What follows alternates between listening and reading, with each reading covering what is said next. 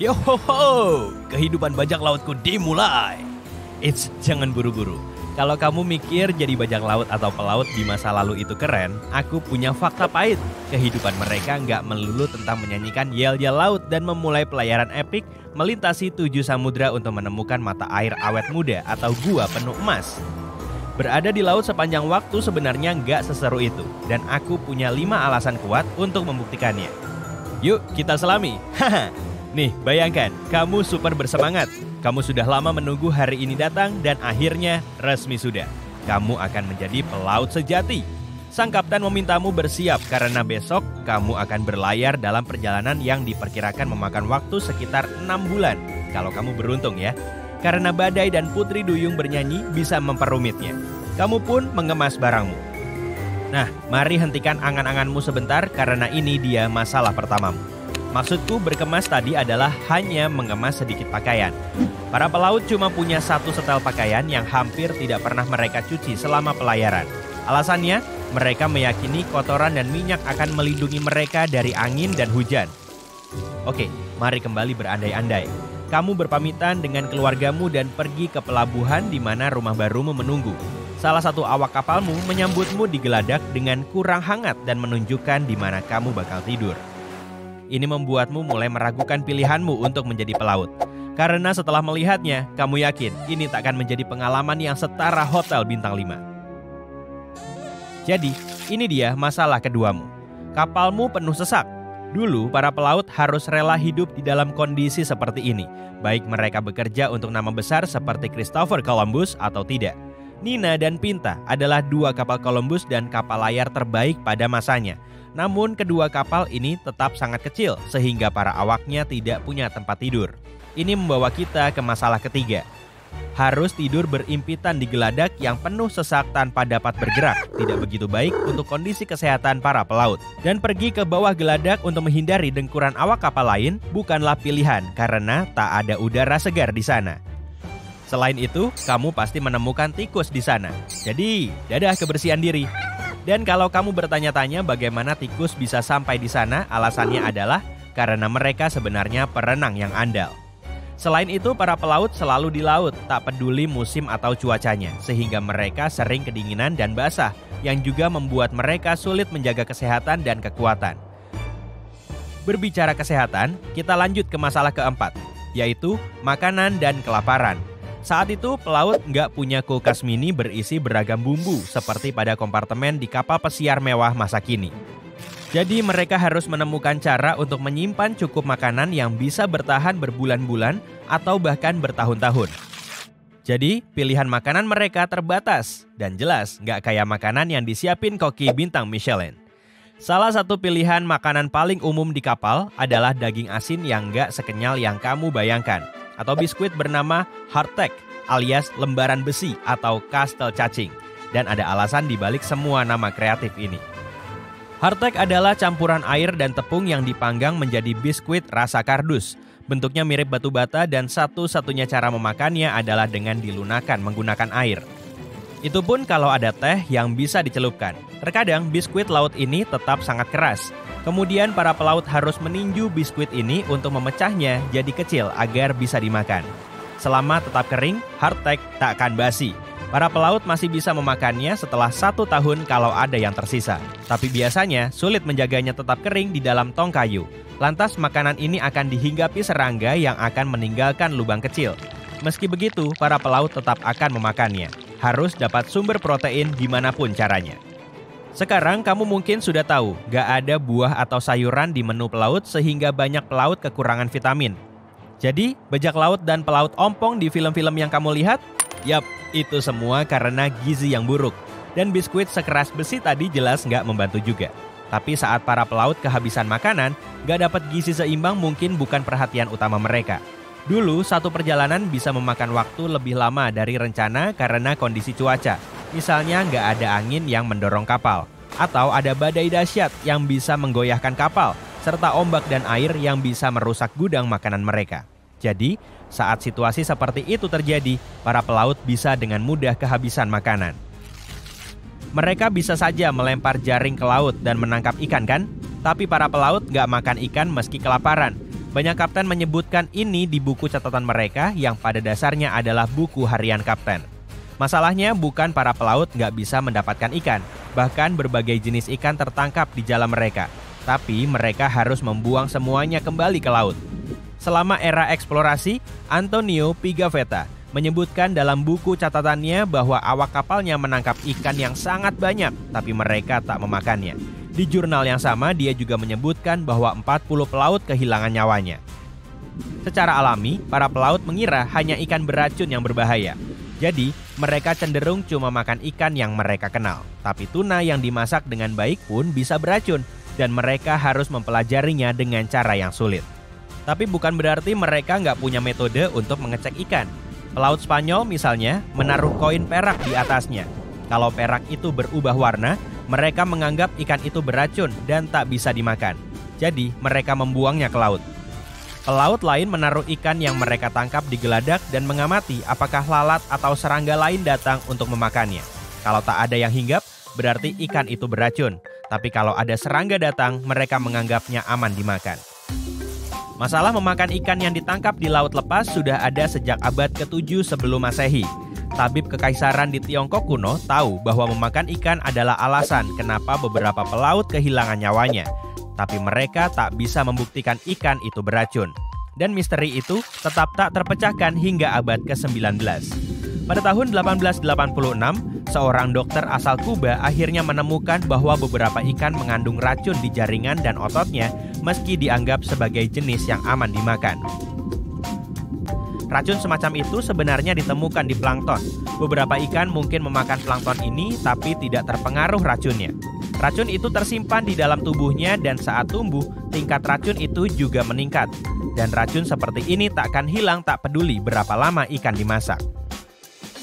Kalau kamu masih berpikir kehidupan di laut di masa lalu terdengar seru, masalah kelima ini akan membuatmu berubah pikiran. Katakanlah kamu sudah akrab dengan teman sekamarmu, tetap bersih dan sehat, serta makan teratur. Tapi selalu ada risiko tertangkap bajak laut, dan mereka nggak meminta barangmu baik-baik. Jadi kalau kamu nggak pengen jadi makanan hiu, kamu harus mengibarkan bendera putih dan bergabung dengan mereka. Bukan jalur karir yang kamu mau kan? Selamat menyikat geladak selama sisa hidupmu ya. Bangun, bangun, hari baru di era Victoria. Kenalin, ini Daphne, warga lokal London dari abad ke-19. Dia dan suaminya John adalah warga era Victoria biasa, meski ada rumor di abad ke-21 yang bilang banyak orang menikah muda, mereka enggak kok. Sebenarnya, saat itu sedikit sekali orang yang menikah di bawah umur 22 tahun. Bangun pagi akan jauh lebih mudah kalau hawa di rumah mereka nggak begitu dingin. Daphne dan John nggak begitu kaya, jadi mereka nggak punya sistem pemanas sentral gaya Victoria, yaitu perapian batu bara dengan jeruji besi. Tapi orang kaya yang punya pemanas itu pun nggak begitu suka menyalakannya, pemanas itu cukup mahal. Satu-satunya yang menjaga Daphne dan masyarakat era Victoria lain dari hawa dingin adalah permadani tua. Iya, kamu nggak akan suka menginjak lantai tanpa alas kaki. Selain itu, karena di dalam ruangan sama sekali nggak ada ventilasi, udara di rumah gaya Victoria cukup pengap. Jadi para dokter menganjurkan untuk membuka jendela semalaman agar semua bau tak sedap keluar. Daphne biasanya bangun sendiri, suaminya pekerja pabrik dan harus tepat waktu. Untuk itu suaminya memakai jasa knocker-upper, yaitu orang-orang yang menyusuri jalan pagi-pagi benar dan dengan sengaja mengetuk jendela. Itu alternatif yang lumayan ekonomis dibanding arloji dan jam. Tiap pagi, di kamar mandi darurat untuk menyegarkan diri, yang dibutuhkan Daphne adalah sebuah baskom, ember kotoran, sepotong kain, dan sedikit sabun. Bahan utamanya adalah seteko air panas, supaya seluruh rutinitas pagi itu nggak begitu bikin stres. Sabun era Victoria pun nggak bisa berbusa di air dingin. Tipsnya akan lebih mudah dan lebih hangat kalau anggota badan dibasuh satu persatu.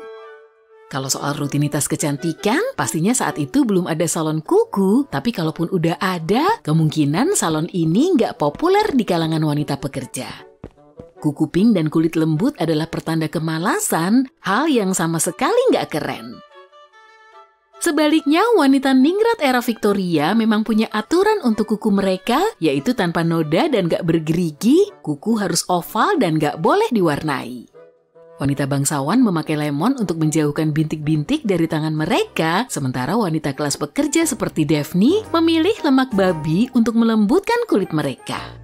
Daphne dan banyak wanita era Victoria lain bekerja dari rumah. Enggak, dia nggak harus Zoom tiap hari. Tapi dia pinter banget menjahit, jadi dia bisa kerja sambil pakai piyama seperti orang-orang sekarang. Gak seperti istrinya, John bekerja shift 16 jam di pabrik dan itu wajar di era Victoria. Tapi kalau dia seorang pengacara, jam kerjanya lebih sedikit dari jam 8 pagi sampai jam 7 malam. Pria dari kelas atas biasanya berbisnis dari jam 10 pagi sampai jam 4 sore.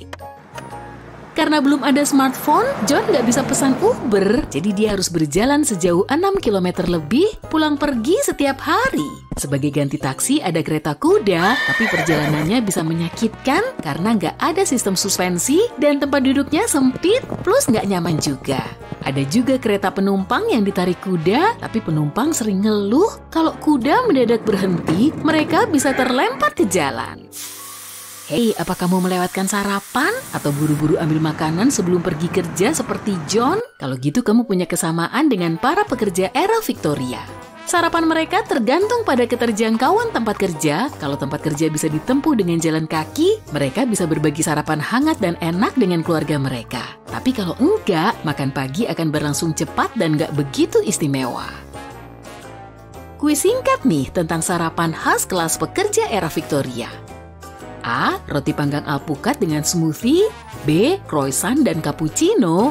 C. Roti dan minuman berbahan dasar barley berbusa.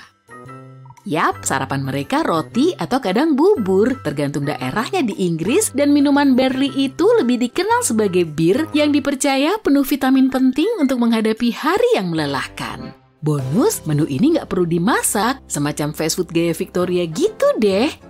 Tapi banyak juga yang lebih suka teh, kopi dan coklat juga mulai populer. Waktu berangkat kerja, John kecipratan lumpur. Aku mau ganti baju aja. Kemeja bersih wangi bunga dari pelembut pakaian itu emang nyaman banget, pikirnya. Bercanda, Deng. Saat itu belum ada pelembut pakaian wangi bunga lah. Istrinya Daphne belum pernah denger juga soal mesin cuci ataupun pelembut. Dan gak ada yang suka mencuci pakaian waktu itu. Alasan utamanya karena prosedur ini bisa butuh waktu sampai 3 hari, yang punya uang lebih pasti bakal bayar orang lain untuk nyuci baju. Masalah nomor 1, nggak ada air panas di rumah-rumah. Masalah nomor 2, kalau orang menjerang air untuk cucian, proses memasak di rumah bakalan terhambat karena di dapur nggak ada tempat kosong. Mencuci pakaian selalu diawali dengan ngecekin lubang-lubang di pakaian untuk diperbaiki dulu sebelum dicuci. Lalu pakaian harus direndam, biasanya dilakukan setiap hari Sabtu. Proses ini bisa lama sekali karena ada noda yang butuh waktu untuk bisa larut dalam air. Untungnya lumpur mudah larut. John beruntung. Satu-satunya bahan penghilang noda yang tersedia cuma soda cuci. Sampai Senin pagi, pakaian sudah terendam dengan baik dan siap dicuci. Sebagian orang memakai sabun di tempat-tempat berminyak seperti Kerah, tapi sabun masih cukup mahal. Berikutnya proses pemindahan, memeras, dan menggantung seluruh cucian sampai kering. Paling enggak pakaian bisa dipakai lagi di hari Selasa. Prosedur ini berlaku untuk kain katun, tapi kalau bahan wol lebih sulit lagi. Bayangin kalau kamu punya pakaian khusus, misalnya aja korset.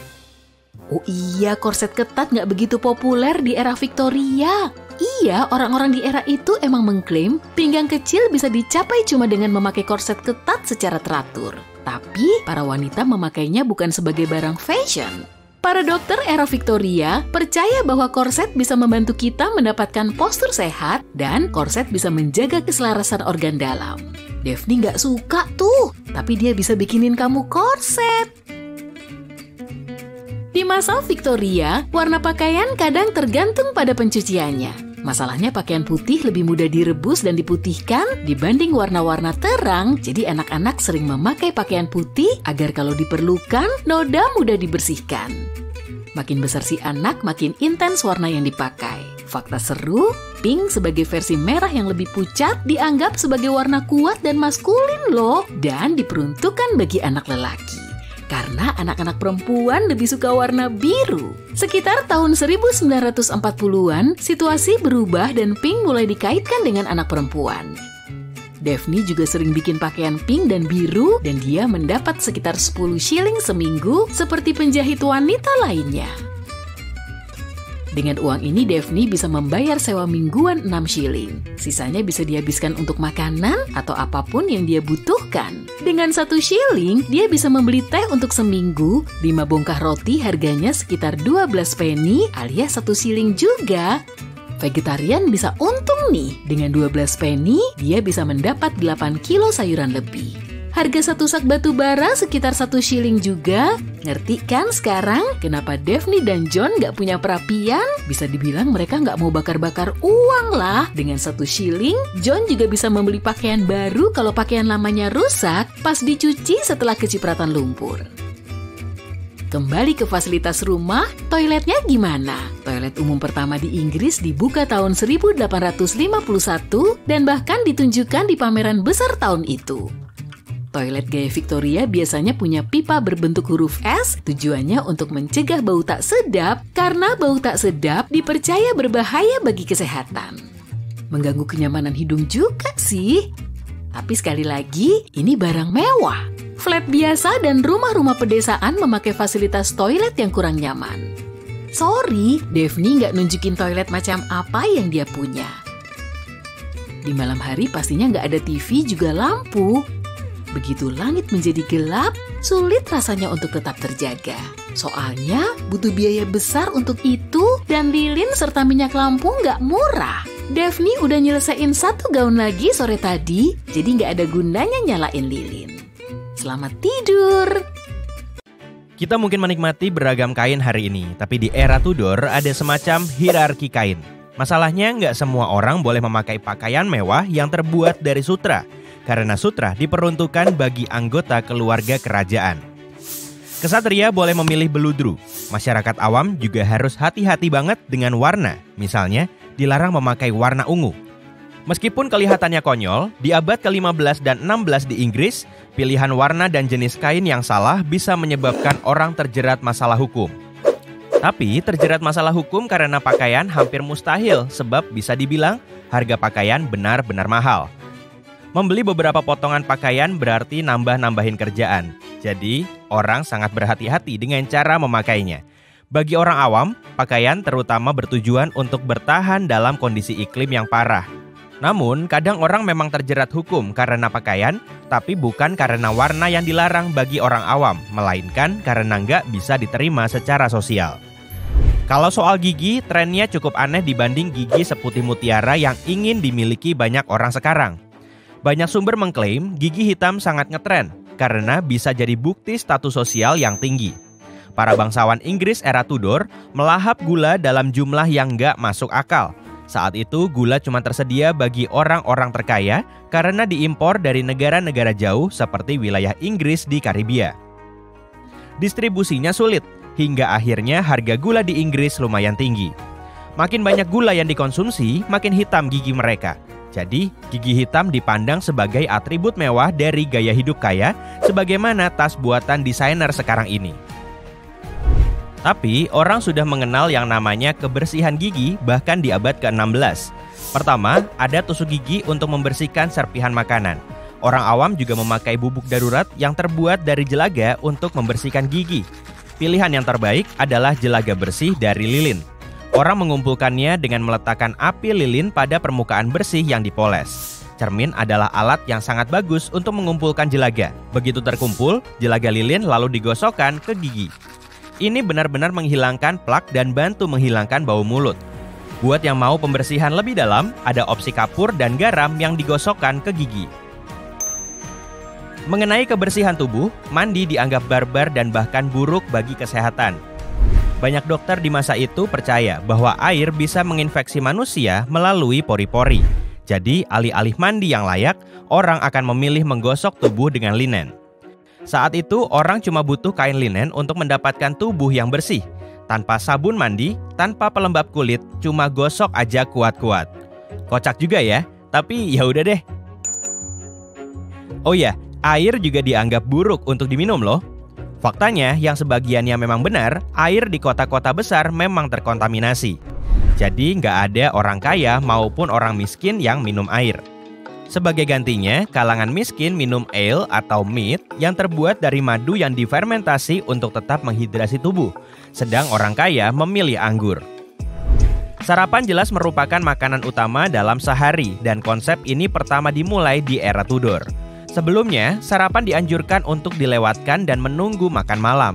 Bukan, makan malam di masa Tudor nggak diadakan jam 8 malam. Banyak rumah tangga makan malam pada pukul 10 pagi. Sampai pertengahan tahun 1530-an, makan malam bergeser jadi lebih larut dan ini karena alasan iklim untuk bisa produktif. Orang butuh bahan bakar bagi perut mereka. Dengan begitu, muncullah sarapan gaya Tudor. Karena orang akan bangun sekitar jam 4 pagi, sarapan mereka dimulai sekitar jam 6 pagi. Sebenarnya nggak banyak yang berubah sejak abad ke-16. Roti, telur mata sapi, dan daging asap masih menjadi makanan pagi lezat bagi banyak orang. Makan utama dalam sehari alias makan malam dimulai agak awal. Waktu yang paling ngetren adalah sekitar pukul 11 pagi. Adapun makanannya, ya roti adalah makanan utama lagi. Roti terdiri dari berbagai jenis, tergantung sekaya apa suatu rumah tangga, roti bisa dimakan sendiri atau dipadukan dengan makanan lain. Tapi roti saat itu cukup berbeda dari yang kita makan hari ini. Yang paling mendekati roti yang kita makan sekarang ini disebut Manchet loaves, yaitu roti putih murni dengan ragi segar. Tapi catatan lama bilang kulitnya lebih renyah dan rasanya lebih lembut. Di malam hari, orang akan makan menjelang tidur. Saat kita duduk untuk makan sekarang ini, kita berharap akan punya piring dan porsi sendiri. Tapi saat itu, makan bersifat lebih komunal. Seluruh proses makan juga butuh lebih sedikit alat makan dan pecah belah. Hampir tak seorang pun, terutama orang awam, yang memakai garpu untuk makan. Orang bisa memanfaatkan pisau, sendok yang mereka bawa sendiri untuk makan malam larut itu, bahkan pakai tangan. Duh, aku nggak biasa pakai tangan. Semoga ada sanitizer atau tisu basah ya. Bercanda, kenyataannya orang-orang ini bahkan nggak cuci tangan sebelum makan. Bayangin, kamu lagi makan malam larut di era Tudor di Inggris. Inilah daftar hal-hal yang harusnya nggak bikin kamu terkejut. Kamu bawa alat makan sendiri, tapi ini sudah kita bahas barusan. Kamu berbagi porsi yang disebut mess dengan 3-5 orang lain. Jangan khawatir, ukuran makanannya pas dengan suapan, jadi ini hampir kayak kanape. Kamu harus langsung mengambil makanan dari mess dan langsung kamu masukkan ke mulutmu. Kalau kamu haus, siap-siap aja berbagi cangkir dengan beberapa orang lagi. Dari sinilah asal aturan tata krama untuk mengelap bibir sebelum minum. Kamu nggak menyisakan ruang untuk hidangan penutup, kecuali keju. Keju dipercaya sebagai penutup yang sangat bagus untuk makanan apapun. Kalau hidangan penutupnya seringnya untuk kalangan berada, ingat, gula mahal ya. Masyarakat miskin makan roti jahe dan madu sebagai hidangan penutup dan kadang buah yang diawetkan dalam sirup.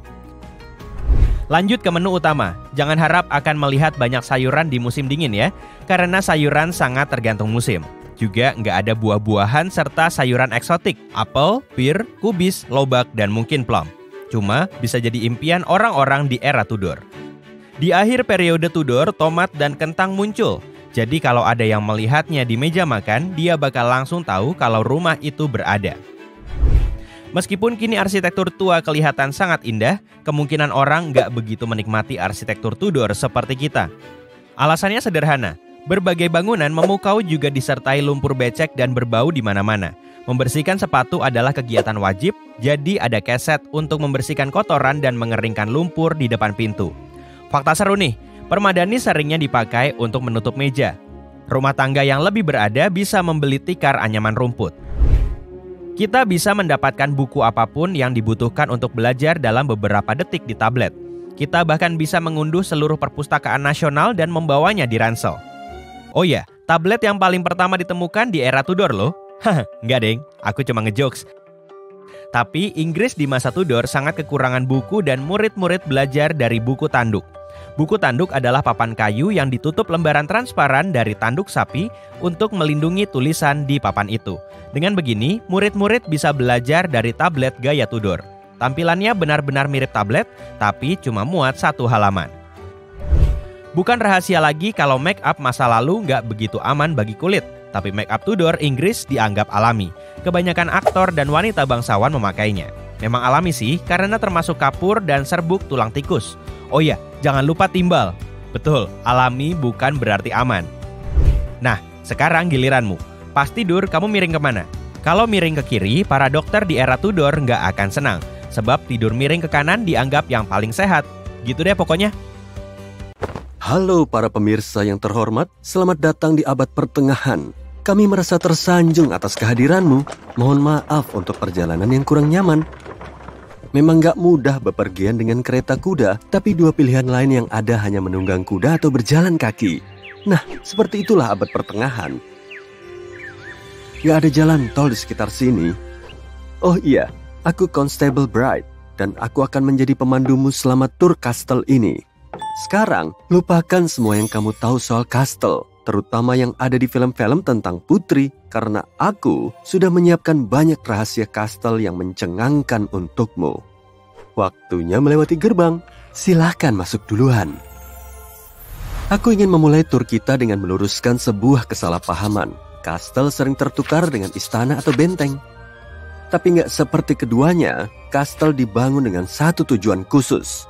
Sebuah kastel dianggap sebagai tempat tinggal orang penting yang diperkuat dengan benteng. Di sisi lain, istana nggak dilengkapi benteng, sementara benteng nggak dimaksudkan sebagai tempat tinggal. Kastel bergaya Eropa muncul sekitar abad ke-9 dan ke-10. Pada masa itu, kamu mungkin nggak akan mau tinggal di Eropa, karena wilayah ini sedang dilanda kekacauan setelah runtuhnya beberapa kekaisaran. Daratannya dibagi-bagi antara para lord, pangeran, atau bangsawan lainnya. Karena itu, mereka harus menemukan cara untuk mengontrol dan melindungi wilayah masing-masing, sehingga mereka mulai membangun kastel. Ini mirip seperti benteng dari bantal yang kamu dan saudaramu dirikan untuk melindungi area bermainmu di ruang keluarga saat kamu masih kecil. Namun, dalam skala yang lebih besar. Tapi, selain dari tujuan awalnya untuk mempertahankan wilayah, kastel juga berfungsi sebagai pusat administrasi dan simbol kekuasaan. Kastel-kastel di perkotaan digunakan untuk mengontrol penduduk setempat dan menjadi rute perjalanan yang penting. Kastel-kastel yang paling awal dibangun sebenarnya terbuat dari kayu, tapi pada akhirnya terbukti bahwa bahan ini nggak cukup bagus sebagai pertahanan. Pertama, umumnya kastel-kastel tersebut hanya mengandalkan satu pusat penjagaan. Selain itu, struktur bangunan ini juga mudah terbakar. Itulah salah satu alasan kenapa sekarang kita nggak bisa mengunjungi museum kastel kayu. Dan juga fakta bahwa kastel-kastel itu mungkin sudah lama lapuk. Kastel kayu kemudian digantikan oleh kastel dari batu karena lebih kokoh. Tapi, kastel batu juga memiliki kekurangan. Biaya pembangunannya lebih mahal dan juga memakan waktu. Kalau kamu bergelimang harta, itu akan sangat membantu. Tapi sekali lagi, kamu masih harus menunggu sekitar 10 tahun sampai kastelmu selesai karena prosesnya meliputi penggalian dan pengangkutan batu-batu. Ingat, saat itu nggak ada mesin penggali, derek, atau bulldozer untuk mempermudah prosesnya. Seperti yang bisa kamu bayangkan, kastel-kastel batu pertama terasa dingin, gelap, bau, dan lembab. Untuk menghilangkan bau, mereka biasanya menggunakan rempah-rempah beraroma manis untuk melapisi dinding dan lantai. Berkebalikan dengan gambaran kastel dalam budaya populer yang mungkin kamu percaya, kastel-kastel terdahulu sebenarnya nggak begitu besar. Banyak di antaranya hanya terdiri dari satu menara pengawas dan memiliki satu kamar atau dua kamar jika pemiliknya ingin yang lebih mewah dan punya cukup dana. Dalam hal membangun kastel, faktor lokasi secara strategis lebih penting daripada desainnya. Bangunan-bangunan ini seringkali dibangun di tempat-tempat yang sulit dijangkau, seperti pulau, benteng di atas bukit, atau di dekat laut agar memiliki perlindungan alami. Pilihan lokasi seperti itu juga memudahkan penghuni kastel untuk melihat jauh ke sekelilingnya, serta mendeteksi dan mempersiapkan diri untuk menghadapi bahaya yang mendekat. Jadi, semakin terpencil dan sulit diakses sebuah kastel, maka semakin baik kastel tersebut. Sedangkan kastel yang nggak memiliki pertahanan alami akan dikelilingi oleh selokan atau parit sebagai bentuk perlindungan ekstra. Dalam kasus semacam itu, akses masuk ke kastel akan disediakan melalui jembatan gantung. Tapi selain letaknya yang sebisa mungkin harus terpencil, kastel juga harus terletak di dekat sumber-sumber yang penting bagi kelangsungan hidup, seperti kincir air, tanah subur, atau sumber air tawar. Sekarang, mari kita bahas tentang gerbang dan dinding batu bagian luarnya sejenak sebelum masuk. Kamu mungkin berpikir bahwa ruang penjagaan utama adalah bagian terpenting dari struktur kastel. Tapi sebenarnya, pintu gerbanglah yang harus dilindungi dengan cara apapun. Karena itu juga merupakan bagian terlemah yang memberikan akses langsung ke halaman. Itulah sebabnya, gerbang harus dibuat sekecil mungkin untuk mencegah pengunjung yang nggak diinginkan. Jadi, gerbang besar yang kamu lihat di film-film fantasi sebenarnya nggak realistis dan nggak praktis karena pada kenyataannya, gerbang tersebut akan membuat kastel lebih sulit untuk dipertahankan. Terkait menara-menara yang kamu lihat di setiap sisi dinding kastel, pembaruan desain terbukti diperlukan seiring waktu. Seperti yang diketahui, kastel-kastel terdahulu memiliki menara berbentuk persegi. Tapi, itu cukup mudah untuk dihancurkan. Hanya perlu menggali terowongan di bawah sudutnya dan kastel itu akan runtuh. Itulah kenapa para pembangun kastel beralih ke menara berbentuk lingkaran. Sekarang saatnya kita masuk ke dalam ruang penjagaan yang merupakan bangunan utama di dalam kastel. Disinilah orang-orang penting tinggal, seperti para lord dan lady, serta para tamu, perwakilan, dan terkadang bahkan para pelayan mereka. Sang tuan dan nyonya rumah akan tidur di kamar mereka jika mereka termasuk bangsawan kaya yang memiliki lebih dari satu kamar di kastelnya. Sementara itu, yang lainnya tidur di aula besar yang juga digunakan sebagai area makan. Lucunya, kastel biasanya nggak memiliki ruang bawah tanah. Setidaknya gak seperti yang kamu bayangkan. Kata bahasa Inggris dungeon sebenarnya berasal dari kata donjon dalam bahasa Prancis yang berarti tempat penyimpanan. Jadi, pada kenyataannya, alih-alih menjadi penjara, ruang bawah tanah berfungsi sebagai tempat terakhir bagi penghuni kastel untuk berlindung jika pertahanan luar lainnya runtuh saat menghadapi ancaman. Pasti matamu sudah tertuju pada tangga spiral itu, bukan? Tangga dibangun seperti itu untuk alasan keamanan. Arah tangga yang searah jarum jam dimaksudkan untuk mempersulit penyusup ketika mengeluarkan pedang saat menaiki tangga, karena pedang akan berada di sepanjang lekukan bagian dalam tembok. Tentunya, ini berlaku jika dia menggunakan tangan kanan untuk menghunuskan pedang. Di sisi lain, siapapun yang menuruni tangga akan memiliki keuntungan, karena tangan kanan yang memegang pedang akan berada di bagian luar dinding dan memiliki lebih banyak ruang untuk mengayunkan pedang. Naik searah jarum jam juga berarti bahwa penyusup akan mengekspos lebih banyak bagian tubuhnya untuk mengambil pedang, sehingga memudahkan penghuni kastel untuk menangkis ayunan pedang. Selain itu, tangga dirancang dengan ketinggian anak tangga yang gak sama, beberapa lebih tinggi dan yang lain lebih pendek. Hal ini memungkinkan orang-orang yang sudah terbiasa dengan kastel itu untuk bergerak cepat dan menyebabkan para penyerbu tersandung dan jatuh. Jika situasi menjadi semakin genting, kastel juga memiliki pintu masuk dan keluar rahasia. Pintu tersembunyi utama disebut The Postern atau The Sallyport dan biasanya terletak di dasar dinding kastel. Pintu ini sering berukuran kecil dan mudah dipertahankan serta diperkokoh dengan jeruji besi. Ini sangat penting untuk memungkinkan seseorang melarikan diri atau membawa masuk makanan dan persediaan lainnya saat terjadi pengepungan. Kamu mungkin perlu ke kamar mandi sebelum tur ini berakhir, tapi mohon maaf karena nggak ada toilet di sekitar sini. Hal yang paling menyerupai toilet di dalam kastel adalah sebuah ruangan dengan lubang yang mengarah ke parit di sekeliling benteng. Ruangan ini disebut garderobes, dan seperti yang bisa kamu bayangkan, baunya sangat gak sedap. Itulah sebabnya orang-orang juga menggunakannya sebagai lemari pakaian, dengan pemikiran bahwa baunya akan mengusir serangga dan mencegahnya merusak pakaian mereka. Jadi, sebaiknya tahan dulu sampai kamu kembali ke rumah modernmu untuk buang air. Sampai jumpa lagi semua. Orang Mesir kuno biasa memakai gelang, anting, dan kalung besar. Kerah mereka juga dipenuhi dengan manik-manik dan permata segambreng. Ngeri juga ya kalau mereka sampai jatuh gara-gara kebanyakan aksesoris. Itu sih nggak disebutin dalam sejarah. Dan mereka juga nemui, mungkin sebagian orang Mesir kuno nggak suka menata rambut setiap hari. Lagi pula ada cara praktisnya kok. Mereka tinggal cukur rambut, pasang wig, dan siap beraktivitas. Sebagian wig juga diberi perhiasan. Kebanyakan pakaian orang Mesir kuno terbuat dari bahan linen, dan itu memang wajar, kan cuaca di sana sangat panas. Meski bajunya berwarna polos, perhiasannya harus kinclong dong. Dan semua kalangan mewajibkan diri mereka untuk memakai kalung besar. Supaya kelihatan lebih wah, kalung mereka harus berbahan emas. Tapi logam yang lebih murah juga populer. Amati lukisan orang Mesir ini deh. Kamu ngelihat bentuk kerucut unyu di atas kepala mereka kan? Aksesoris ini terbuat dari campuran lilin dan minyak untuk... bentar deh, ini nggak salah baca kan ya?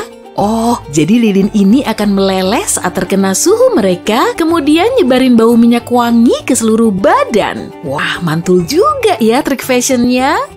Cleopatra punya tampilan make up mata yang khas banget. Dan kemungkinan besar maskara pertama kali ditemukan oleh orang Mesir. Mereka mencampur madu, jelaga, air, dan kotoran buaya buat diolesin ke alis dan bulu mata. Maskara cap kotoran buaya nggak tuh? Meskipun baunya kurang sedap, seenggaknya tetap aman plus alami kan? Daripada pakai eyeliner timbal beracun yang nantinya malah membahayakan. Bangsa Yunani kuno juga mengadopsi cara berpakaian orang Mesir, tapi baju mereka berbahan wool. Kebanyakan juga berwarna putih, jadi nggak terlalu bervariasi. Tapi kalau mau bikin warna lain, mereka bisa pakai pewarna dari serangga. Dan cara ini ternyata masih dipakai di zaman now loh. Jangan-jangan permen yang udah kamu makan juga punya pewarna dari kumbang tuh. Lipstikmu gimana? Coba cek juga. Mwah! Kalau kamu hidup di zaman Yunani kuno, baju katunmu bisa dijadiin sebagai lambang kebesaran. Pada saat itu, cuma kalangan bangsawan yang bisa memakai baju berbahan katun. Dan kalau kamu masih nyepelein sepatumu yang berderet-deret di rak itu, ingat ini baik-baik ya. Kebanyakan orang Yunani kuno cuma bisa nyeker karena mereka nggak punya hak istimewa buat pakai sepatu. Sama seperti di Mesir, orang Yunani juga menggunakan wig yang terbuat dari rambut alami. Baru kemudian, di abad pertengahan, mereka membedaki wig mereka supaya tercium bau lavender atau jeruk. Dan saat itu belum ada sabun, jadi cara ini bisa menyamarkan bau tak sedap. Pakaian orang Romawi kuno sangat mirip dengan bangsa Yunani. Dan pakaian ini terdiri dari toga dan tunik. Tunik bisa dipakai oleh khalayak umum, sementara toga cuma dipakai oleh kalangan bangsawan untuk melapisi tunik. Ukuran toga sangat besar dan panjangnya bisa mencapai 5,5 meter. Gak kebayang sih, pasti cara pakainya ribet banget dan perlu bantuan orang lain. Tapi model pakaian mereka bisa dibilang keren kan? Kalau menurutku sih iya.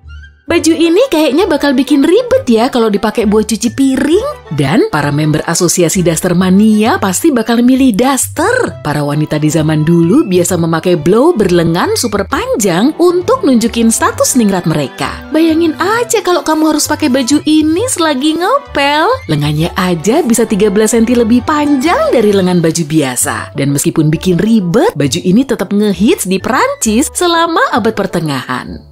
Ratusan tahun yang lalu, kebanyakan pria Eropa biasa memakai sepatu yang kelihatan aneh banget. Sepatu unik ini punya ujung runcing dan sangat panjang. Semakin terpandang status pemakainya, makin panjang juga ujung sepatunya. Tapi kalau ukurannya terlalu panjang, sepatu ini malah jadi kedodoran. Makanya mereka bisa memasukkan benda random seperti lumut dan rambut kuda sampai bentuknya mirip paruh raksasa. Sedangkan para wanitanya mengikuti tren mencukur habis alis mereka. Saat itu, dahi dianggap sebagai fitur wajah paling ngehits, jadi mereka perlu membuatnya terpampang nyata. Inggris juga punya sejumlah mode yang gitu deh. Di zaman modern, kita bisa rela ngucurin uang banyak untuk ngerawat gigi supaya tetap putih dan kinclong. Tapi para wanita di masa dinasti Tudor justru menghitamkan gigi mereka supaya kelihatan terpandang. Saat itu gula masih sulit didapat dan cuma orang terkaya aja yang bisa menikmatinya. Banyak orang juga percaya kalau golongan bangsawan mengonsumsi lebih banyak gula sampai gigi mereka kehitaman. Nah, kalau kamu pengen cosplay jadi orang Tudor plus udah pakai gigi hitam palsu, jangan lupa tren ini juga ya. Pria dan wanita di abad ke-16 terbiasa memenuhi lengan baju mereka dengan kapas, wol, atau serpihan kayu. Baju kekar palsu versi jadul ini kelihatan mirip kayak pakaian Superman. Kamu mau nyoba baju kayak gini di acara Halloween gak? Kalau lengan bajumu lebih berisi, tubuhmu juga akan kelihatan lebih kekar. Sebagian pria juga memakai trik yang sama di area betis dan perut mereka agar kelihatan lebih berotot. Tambahin juga kain berwiru di sekitar leher dengan korset logamnya. Tada! Kamu udah mirip kayak orang Tudor beneran tuh. Orang Venesia di abad ke-16 umumnya memakai sepatu Chopin. Sepatu ini didesain agar bisa dipakai di kubangan lumpur. Tapi popularitasnya semakin melejit karena foto selfie versi Venesia jadul yang umurnya sudah 500 tahun. Chopin bisa bikin pemakainya kelihatan lebih tinggi sehingga lebih terkesan sebagai orang penting. Para fashionista di masa lalu juga minta dilukis saat mereka memakai sepatu ini biar orang lain iri kan? Iri bilang bos, gitu kali ya. Meski namanya mirip makanan, tren gaya makaroni sebetulnya berasal dari kalangan elit. Kalau mau nyobain gaya makaroni ini, kamu perlu hidup di pertengahan abad ke-18 dan pakai wig segede gaban lengkap dengan topi kecil dan bulu halusnya. Jangan lupa pakai stocking ngejreng berpola garis-garis, pakai juga celana panjang, dan kalau bisa pilih yang ketat aja. Idealnya sih celana yang mirip kayak legging, tapi saat itu belum ada kain lycra. Oh iya, tongkatnya jangan sampai kelupaan. Oke sih, penampilanmu udah kelihatan cakep banget. Tapi siap-siap aja, kamu bakal jadi bahan olok-olokan kalau pakaianmu kayak gitu. Percaya deh, contoh ini juga tergambar jelas dalam lagu Yankee Doodle asal Amerika Serikat itu. Fashion di abad ke-19 juga nggak kalah heboh. Gaun besar berlipat-lipat memang lagi hot kala itu. Gimana enggak? Pakaian kayak gini sering banget kebakar. Berbagai tulisan juga nyebutin kalau gaun ini bisa terbakar habis cuma dalam waktu 1 menit. Ngeri banget kan? Kaos kaki mereka terbuat dari senyawa beracun anilin yang pastinya sangat membahayakan. Mereka juga memakai merkuri, lalu topinya terbuat dari bulu, dan si pembuat topi juga memakai merkuri untuk nempelin bulu menjadi flanel. Pemakai topi ini udah pasti langsung menghirup gas beracun dan zat berbahaya lain. Dan gak cuma itu aja loh, ternyata di dalamnya juga ada arseniknya. Orang Inggris di zaman Victoria bikin pakaian warna hijau dengan proses kimiawi panjang. Dan mayoritas pewarnanya mengandung racun. Tapi pakaian warna hijau ini dipatok dengan harga selangit, jadi cuma sedikit orang yang terpapar racun. Biar lebih afdol, para orang kaya di era ini juga nyemir rambut mereka dengan warna paling ngehits, yaitu coklat chestnut. Untuk menghasilkan warna ini, mereka menggunakan senyawa ampuh asam sulfat yang mampu mengubah rambut hitam legam menjadi coklat. Jadi bisa dibilang mereka sengaja memasukkan racun ke dalam tubuh. Kaum wanita di zaman Victoria memakai gaun yang malah bikin mereka sulit duduk dan berjalan. Mereka juga memakai krinolen super berat yang bentuknya mirip sangkar raksasa agar gaun mereka kelihatan lebih besar. Itu belum termasuk korset logam yang berisi rambut kuda loh. Kaum prianya juga nggak kalah heboh. Mereka memasang kerah kaku di kemeja supaya nggak akan bisa ditekuk. Hal ini pasti bikin ribet sendiri kan kalau mereka tiba-tiba tertidur. Pada abad ke-19, orang Amerika Serikat menggunakan arsenik pada produk kosmetik. Para produsen nambahin bahan ini ke produk mereka dengan menjanjikan wajah glowing ke konsumen. Zat arsenik yang mereka masukin ke produk tersebut memang bisa membuat kulit mereka semakin putih, tapi ngapain sampai segitunya coba? Kan kalau buah dan sayuran aja bisa bikin kulit kita glowing. Krim radioaktif memang nggak dianggap membahayakan di awal abad ke-20. Produk tinggi radium ini dipakai untuk ngilangin keriput sehingga mereka bisa kelihatan 20 tahun lebih muda. Nah loh, kalau umurmu 30 tahunan, berarti wajahmu akan kelihatan kayak bocil. Di awal abad ke-20 juga ada tren mode rok sempit. Ciwi-ciwi petakilan pasti akan kesulitan deh kalau harus pakai rok ini karena mereka harus jalan super pelan. Ya mungkin mirip-mirip kayak tapih wanita Jawa versi internasional lah ya. Rok ini diklaim bisa bikin kaki mereka ramping sekaligus menghemat kain. Namanya juga kreativitas tanpa batas.